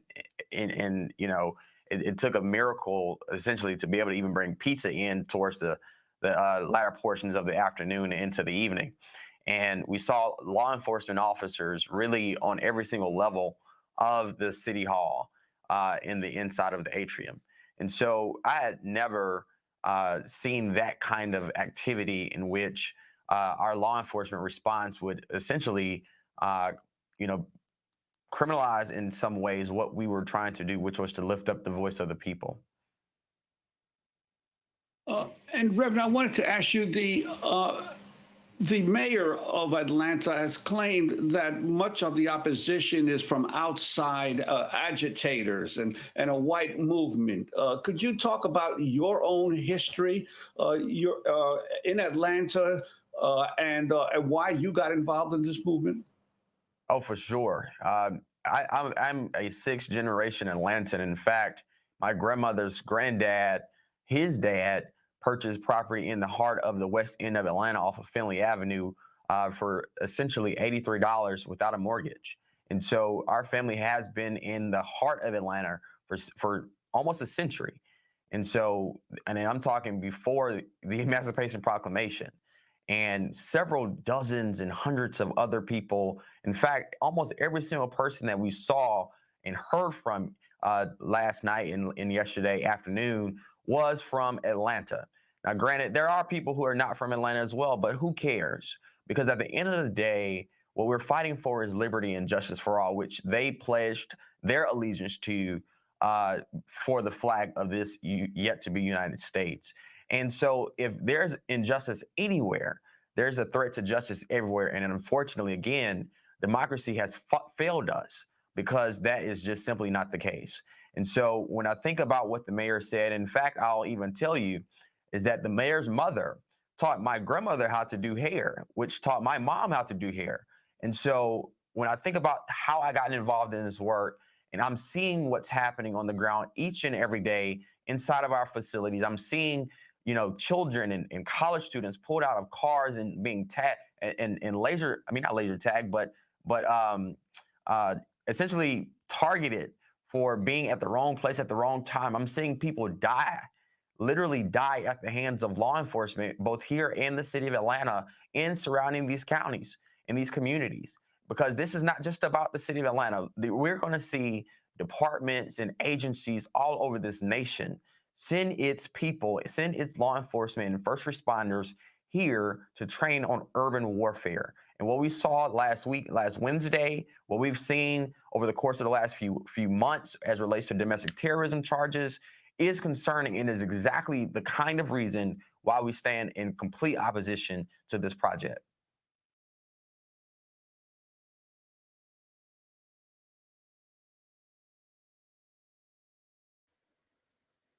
Yeah, I'm gonna pause it here and move to the article in just a second. But to me, Cop City, this is the ruling class saying, we know what's coming. Our repression, our oppression, our austerity, it has consequences. And we know those consequences is uprising from the people. So we need to prepare for that, i.e. Cop City. They know it's coming.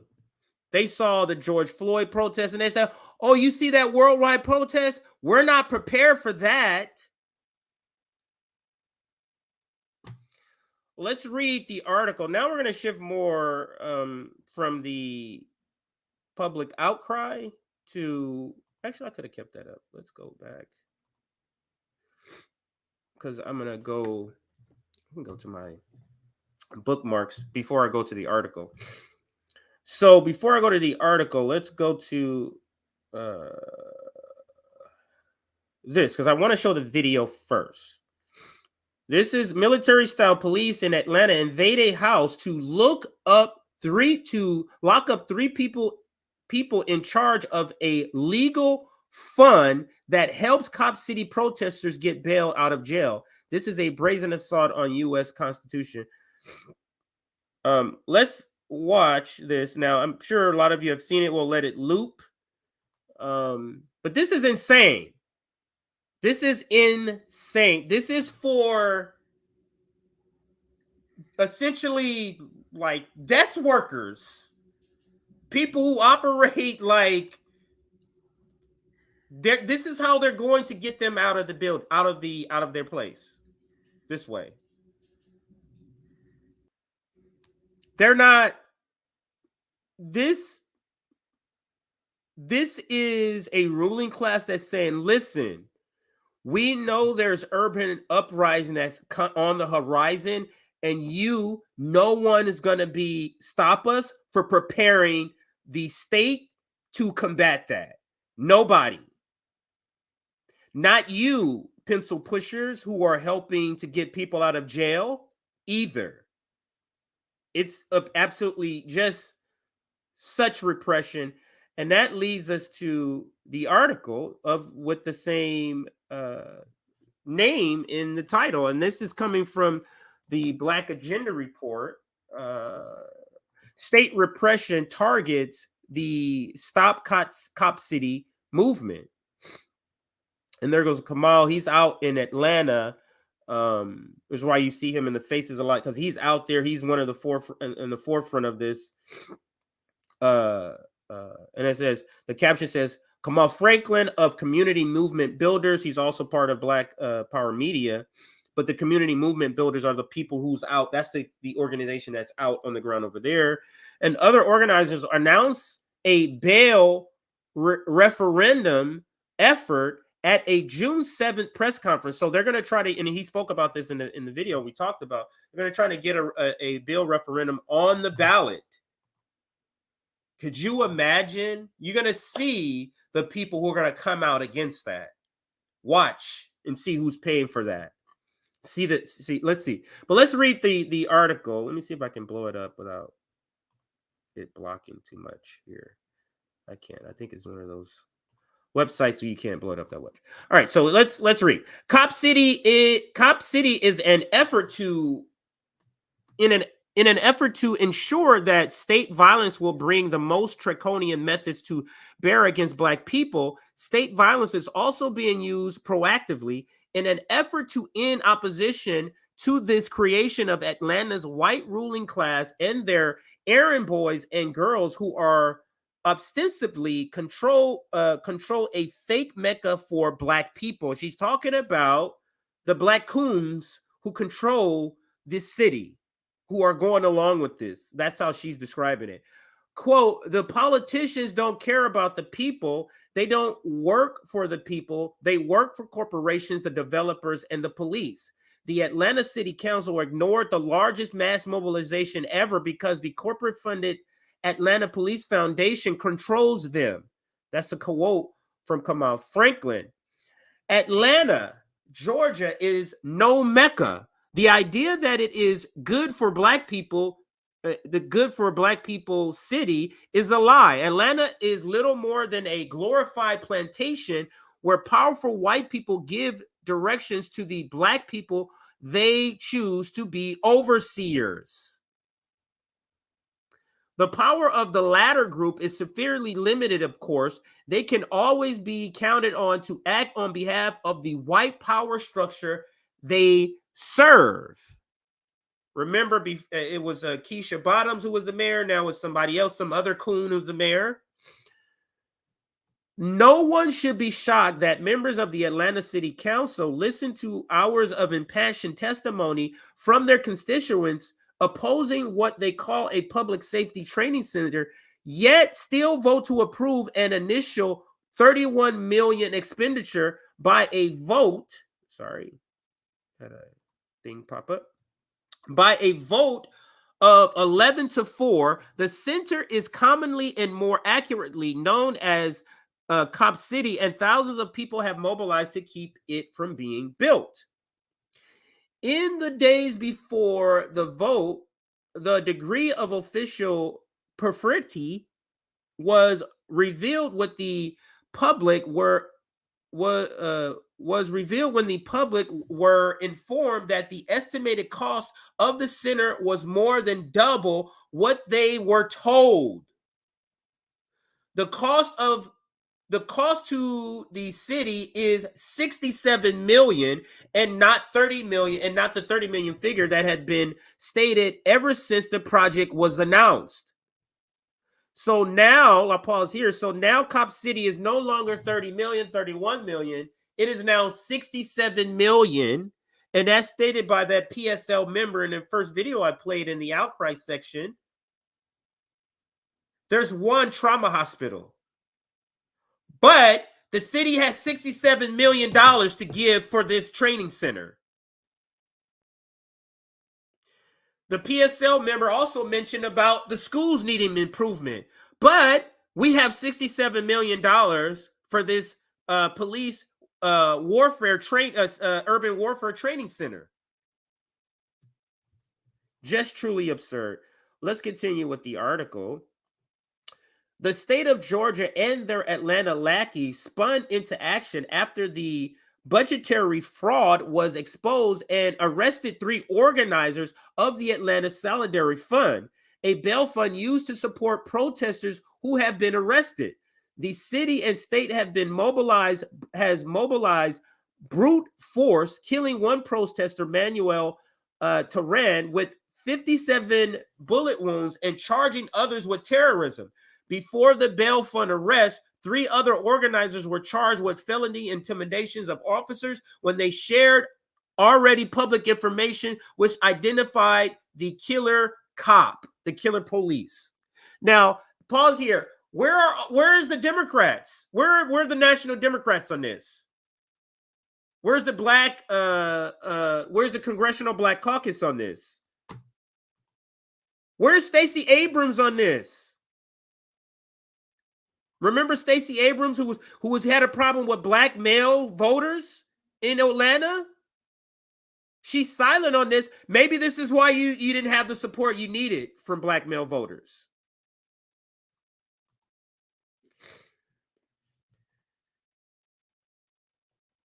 Atlanta Solidarity Fund organizers were arrested by a SWAT team and charged with charity fraud and money laundering because they reimbursed themselves for expenses. Judge James Altman released the 3 on a $15 bond each, quote, paying for camping supplies and the like. I don't find it very impressive. There's not a lot of meat on the bones of the allegations that thousands of dollars are going to fund illegal activities. This is the judge. But the city of Atlanta and the state of Georgia are not alone in their acts of repression. The federal Department of Homeland Security has also weighed in on calling protesters militants who they say comprise a violent far-left occupation. When the DHS report was made public, online access was suddenly removed.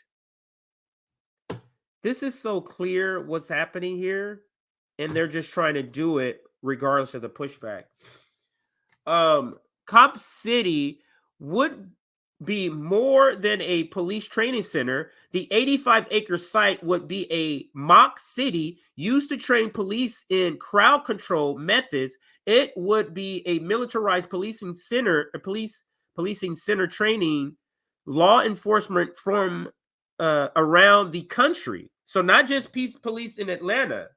Cop City is a response to the 2020 protests, which sprang up across the country after the police killing of George Floyd and the protests in Atlanta, which took place after the killing of Rashad Brooks. So this is them saying, hey, we saw what could happen. This could get out of hand where we could actually lose against the people. So we need to create this training center so we can beef up our tactics on repression. And that's essentially what this is. I mean, this is so But it goes in line with the last 3 years where I feel like we are living through a time that is so revolutionary in what's happening. Like it can trigger so much of a revolution. This is one of those things. Cop City is such on the verge of trigger a revolution along with a bunch of other things. This is the time. Cornel West is running here. We got this going on here. We got Democratic Party moving us towards war with two superpowers, Russia and China. You got austerity measures with the debt ceiling that just happened, and they're making cuts, and they're putting that out another 2 years to come back and make more cuts. Something like this, too much happening for something not to pop off here. And you see what's happening with labor right now. Strikes popping up everywhere. UPS is coming up. Shit's about to pop off, and it's not a coincidence that channels like RBN, channels like Do Dissidence is taking off. We formed after all of this lovey-dovey Obama, progressive Democrat, Bernie Sanders, AOC, the squad bullshit.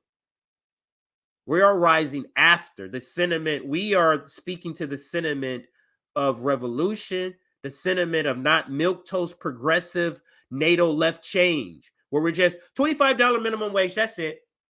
No, we're looking for more than that. So medicine for my congestion is wearing off, so you can hear my congestion, my runny nose. But let's get to the final story now.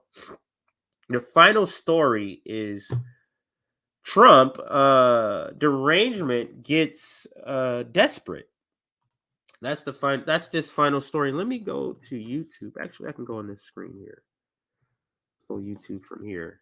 Not YouTube TV, but YouTube. There's a couple of videos I want to show on the topic of Trump derangement, because ever since that poll, I think it was a Washington Post, ABC News poll, maybe. Ever since that poll, it seems like Trump derangement, they've doubled down. They've they've turned up the heat on their Trump derangement. But this, to me, desperation. All right. Sorry. Trump derangement gets, I said desperation. Gets desperate. That's all I should say. And I'm going to start with a couple of videos, and we're just basically analyzing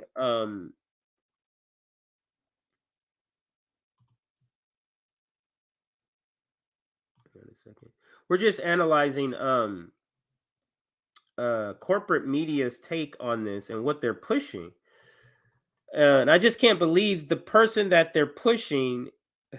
Let's just watch. I don't want to give it away. Let's watch these stories.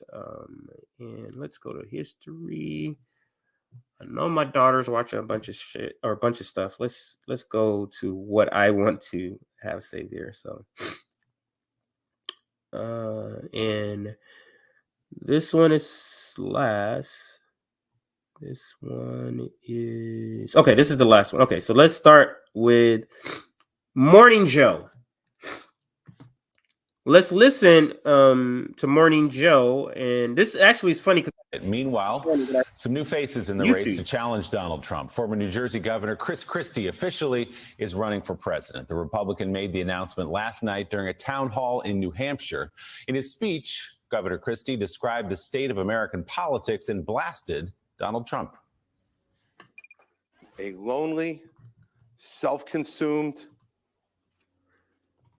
self-serving mirror hog is not a leader. The person I am talking about, who is obsessed with the mirror, who never admits a mistake, who never admits a fault, and who always finds someone else and something else to blame for whatever goes wrong, but finds every reason to take credit for anything that goes right, is Donald Trump. It's not amusing anymore. It's not entertaining anymore. It is the last throes of a bitter, angry man who wants power back for himself, not for you. So, Joe, Chris Christie representing the voice of the exhausted Republican, perhaps, saying it's not funny anymore. It's not fun anymore. It's time to move on, and trying to give some of those voters a place to go. Big focus on New Hampshire for him. He thinks that's the place where he can do best. Didn't do great there, it should be pointed out, in 2016 when he ran and soon after dropped out and endorsed Donald Trump. But what's your take on Chris Christie in the race now? Well, you know, New Hampshire was the site of that February 2016 debate where he ended Marco Rubio's chances to win the nomination. And that was just one debate. And that was his focus in that one debate. You do get the sense that Chris Christie's mission, it may be to win the Republican nomination and be president of the United States, but like Sherman going through Georgia to the sea and his march to the sea, you get a sense here that Chris Christie's march to victory is straight through Donald Trump, and it is political annihilation. That's his goal, total war. And what I suspect, what Marco Rubio saw in one debate, Donald Trump is going to be seeing this entire campaign. Does that move the needle? I don't know. But I was thinking yesterday, Elizabeth, Chris Christie, a former prosecutor. This is a guy that can actually take the case not only about Donald Trump's failings as a president and a politician and a person straight to the voters, but also. So Chris Christie is literally being inserted, and you'll hear this segment and a couple of other segments talk about it in these terms. He is literally being sent out to be the guy to talk about Trump in this way, so they can bring up footage for their segments and see Chris Christie, he's polling at less than 1%. Chris Christie is polling at less than 1%. And then think about another thing. He's a regular panelist on the show this week with George Stephanopoulos. He just goes from that, literally was just on the show. I saw him on there a couple of weeks ago. And they brought up, because he hadn't announced yet. He just go from that to here. Now he's running. And he just go back when he drops out, goes back to that. Seamlessly, without changing his perspectives on the show. And nobody finds that as an issue. But let's continue with more of what they say. This is so a clear push that they want Chris Christie in here just specifically for this. There's no chance that he's going to win. He's literally polling less than 1%. But also the federal indictment that is coming. It seems Chris Christie's lined up perfectly to be the one taking it to the voters going, no. You know what? This is great. sad. Your uncle on Facebook told you that. No, let me tell you, I did this for years. I prosecuted for years. Let me tell you why he's wrong, and why Donald Trump's wrong, and why he's not fit to be president. Maybe Christie's able to carry that message in a way that's stronger than anybody did in 2016. Maybe, but everyone's going to ask, where have you been the last number of years? Right. And you were endorsing Donald Trump, supporting him, talking about becoming his chief of staff. It's a complete U-turn, and it's going to be hard for some voters to take. I mean, yes, he's appealing to that dwindling number of Republicans who are fed up with Donald Trump and need someone else. But again, it's going to be Trump will eviscerate him. And it's going to be annihilate him. So we shall see. He's interesting to watch. So this lady, that's why I wanted to play this particular part. This lady comes in and says, this is pretty much nonsense. Trump is going to eviscerate this guy. But then they go right back to with hope. It's such desperate hope in this particular guy, into Chris Christie, that the likes of Morning Joe is such desperate hope in this guy. Right. He's not a boring candidate. He's lively. He's smart. He knows his stuff. But I just wonder how he will do in the current Republican Party. Well, this was a stronger start than we've seen. I mean, this was going right to the heart of the matter. I can't disagree. You notice they have a guest who just commented, and they just skipped over her comment as if she didn't just say anything. because you're not sticking with the narrative, new girl. You're not sticking with the narrative, new girl. This is not part of the narrative of Chris Christie being the guy. And let's go to another video now. I need to play the whole thing of that. The other one is 2 MSNBC clips. I'm sorry. One is a CNN and one is an MSNBC clip. We're gonna play the CNN first, and then we'll end with the MSNBC clip because they get right to the nitty gritty, and that's the reason why we're gonna save that one to the end here. So, but let's listen to how CNN and Anderson New Jersey Cooper Governor Chris Christie covers launched it. his primary campaign tonight in Manchester, New Hampshire, and aimed it straight at the former president. A lonely, self-consumed, self-serving mirror hog. He was remembering his lines. Like he is being sent in to be the media's mouthpiece in the campaign.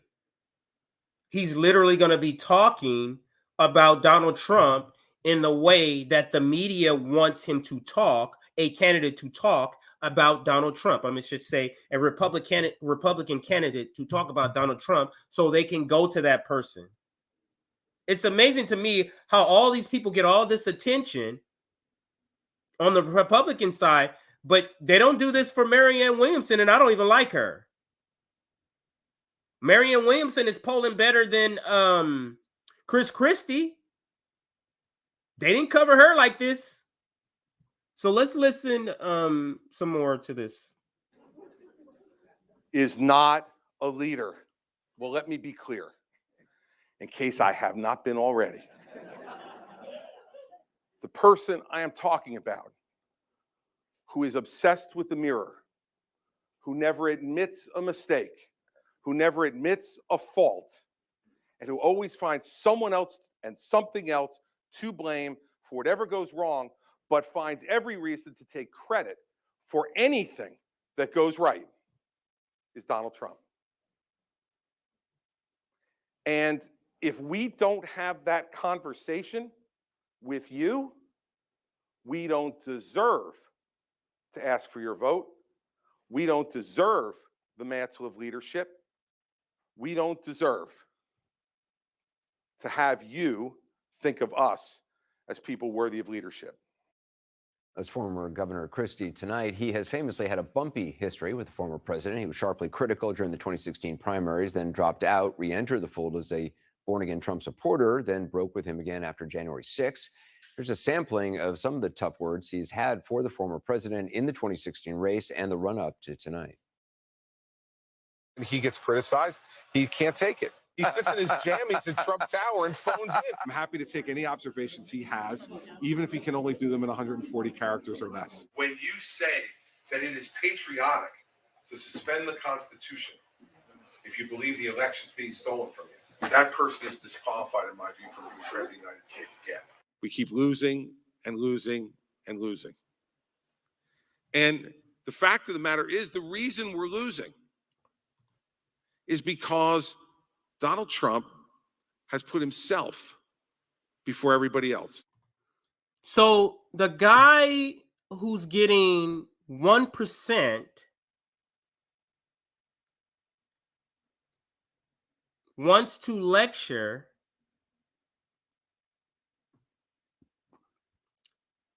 an ex-president who beat Hillary Clinton. That sounds logical. I don't like this is a real desperate that they're counting on Chris Christie to be that guy. Like this is so desperate, but they literally have nothing else. Nothing is sticking. Not in the way that they needed to stick in order to change his numbers. It's just simply not sticking. And let's end with this segment. And this is Alex Wagner. 5-minute clip. Let's listen. It is entirely unclear which Republican voters the two presidential campaigns are courting. Both of these men are polling on average far behind Donald Trump and his nearest competitor, Governor Ron DeSantis. Mike Pence is polling at just under 4%, Chris Christie at just 1%. Joining me now are Mark Leibovich, staff writer at The Atlantic, and Steve Kornacki, MSNBC national correspondent in a jacket. Thank you both for being here. Steve, let me first start with you. What is reasonably, emphasis on the word reasonably, the best case scenario for Chris Christie here? I think for Chris Christie, it's some form in his mind of redemption, because back in 2016, if you remember, he had that takedown moment of Marco Rubio in the debate just before the New Hampshire primary. It had the effect of basically sealing New Hampshire for Trump. Then Christie drops out, endorses Trump, and is really aligned with Trump then through the Trump presidency. And the way things end with the Trump presidency, first of all, Christie never quite got out of that presidency what he wanted. He was consistently blocked. I think Jared Kushner had a lot to do with that. And then it ends with Trump denying the 2020 election results. It ends with January 6th.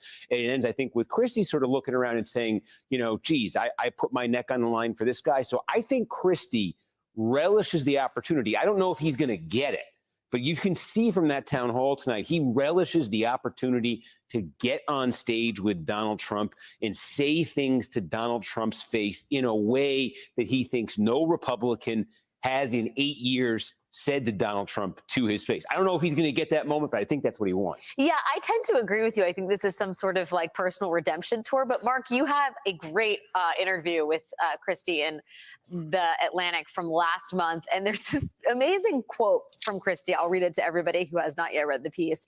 "I'm not going to dwell on this, Mark," Christie said. "You guys drive me crazy. All you want to do is talk about Trump. I'm sorry. I don't think he's the only topic to talk about in politics, and I'm not going to waste my hour with you this morning," which is a joy and a gift, "on just continuing talking, asking, and answering the Donald Trump question from 18 different angles." Does Chris Christie not realize that is the whole point of Chris Christie as a presidential candidate? No, which is absurd. Because this is what Alex Wagner, they said right then, like, does he not understand? The whole point he's here is to go after Donald Trump. That's the only reason we're even talking about you, Chris Christie. So is he the suicide bomber? Is he the suicide bomber of this strategy of Trump derangement syndrome? This is pretty bad tactic, but let's listen. Because, you know, he then went up to New Hampshire and talked about Donald Trump a million different ways. I mean, that's what was so bizarre about that interview. But I do think, look, I mean, there is one reason that Chris Christie is in this race, and that is because he is extremely adept at, you know, potentially taking some real shots at Donald Trump. He knows Donald Trump better than most. He obviously is known for a long time. He's much more nimble, at least oratorially, in a format like this. And, you know, that makes Chris Christie, you know, much more compelling, at least to me, than most of the other candidates. See, I don't think liberal it's media is likely going that to love Christie Chris is ever Christie. going to have the song "Hail to the Chief" played for him, and, you know, Mike Pence too. But I do think that both of them, but especially Christie, could be a very, you know, not just entertaining, but actually a very, very kind of litigious and very, very compelling foil to Donald Trump if this goes forward the way I think it's going to go. Yeah, Steve, you foreshadowed that Christie may not actually make it to the stage with Donald Trump. Tell me a little bit about the biggest hurdles you see for him qualifying for the debates. Yeah, three things has to happen here for Christie to get this moment with Trump, if that is what he's looking for. Number one, the first Republican debate's going to be the end of August. They say 3 polls, you got to hit 1%. That's either 3 national polls or 2 national and one of the early state polls. Now, there was a national poll last week from Monmouth. Christie was at 0. So 1% is not automatic from in the polls. Then he's also got to get 40,000 donations. They can be small donations. Unique donations. Right, 40,000 people got to give to the campaign. And can they all be Democrats? I'm just kidding. This is the interesting part, too. He's got to sign a pledge that he will back the Republican nominee. That seems like the highest hill to climb. It's interesting because if part of this campaign is disqualified. The reason I laughed that way, like that, she gave it away. Alex, during this interview, gives so much away of what the strategy is. You heard her say, can they come from Democrats? They want Chris Christie in because Chris Christie is there to use the language that they want a candidate to use for their segments. Like Chris Christie, what are you complaining? Alex is like, what are you complaining about? We're us asking about Trump. This is the reason why you're here. Oh, he needs 40,000 donations. Can they come from Democrats? This is the liberal media candidate, is Chris Christie. I'll rewind it a little bit and let it play out. 3 polls, you got to hit 1%. That's either 3 national polls or 2 national and 1 of the early state polls. Now, there was a national poll last week for Monmouth. Christie was at 0. So 1% is not automatic from in the polls. Then he's also got to get 40,000 donations. They can be small donations. Unique donations. 40,000 people got to give to the campaign. And he's got to can they all be sign Democrats? I'm just kidding. And this is the interesting part too. He's got to sign a pledge that he will back the Republican nominee. That seems like the highest hill to climb. It's interesting because if part of this campaign is disqualifying, in his view, disqualifying Donald Trump, he's got to simultaneously say he'd support Trump as the nominee. But if he does all of that, he can make the debate. But then there's 2 more hurdles. The first is, does Trump show up? Does Trump actually? So he has to sign a pledge saying he will support the Republican candidate if he wants to debate. This particular point on The View, they look at the liberal. This is a dictatorship. What do you mean? You mean like vote blue no matter who? You mean like the agreement that Bernie and Tulsi had to sign in order to run in the Democratic Party in the 2020, or was it 2016? Let's continue. Actually, because Trump is sending out signals he may not even debate. And then if Trump shows up, if enough Republicans meet the criteria, because we're seeing more and more get in, they may have 2 divisions here, and they may have 2 nights. And so Christie could qualify, Trump could participate, and maybe they're just not on the same night, and he still doesn't get the chance. So there's a lot that he has to have go his way. There are a lot of hills to climb. Funny. All right, so that's the end of the segment. To put a button or to put a sort of a dot, put a period at the end of it. These segments that I was showing, I was trying to illustrate how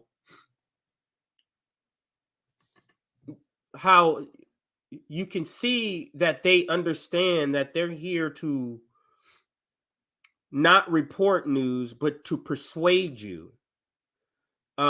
Because there would be no reason they would be talking about Chris Christie in the way that he is if it's news, because he is literally polling at the very bottom, the very last person. This is about convincing you of something.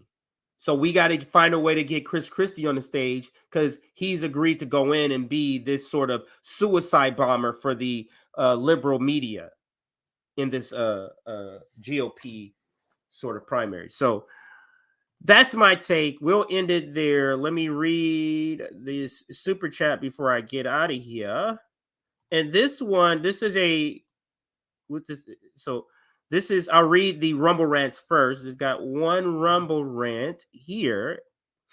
And this one says, this is from Stetro Spotlight supporter, $5. Thank you for the Rumble rant. Jimmy Dore and Force the Vote was way ahead of the curve. And like I said, that's a Rumble rant. Thank you for that Rumble rant. Now on YouTube, this one, thank you, CJ, for all you and RBN do. $10. Thank you, Terry, for that super chat. Another super chat, $2. Super Seamster Sewing Show. I remember you. Great show and information, CJ. Thanks, Bakersfield. And we already showed this, Abiding 71. Thank you for that super sticker. And I think that's all. I'm going to head out of here now, pick up some more medicine. I'm almost done with my sickness. What's up, Rick? How you been, man? And then this one here, Christie will never bring home the bacon. He's a Homer Simpson. I do have an eye doctor appointment for those who are seeing me have to squint. I finally got an optometry appointment in a couple of weeks, so getting my eyes checking out. Been listening the whole time, moving the yard all day. Yeah, if you can't watch us, just put us on and just listen. So thanks for doing that, Rick. All right, so I think we're gonna leave it there. We're not gonna have an outro video because I gotta skate away right away. I gotta leave right away. So thanks for watching again, and hit that like button on your way out.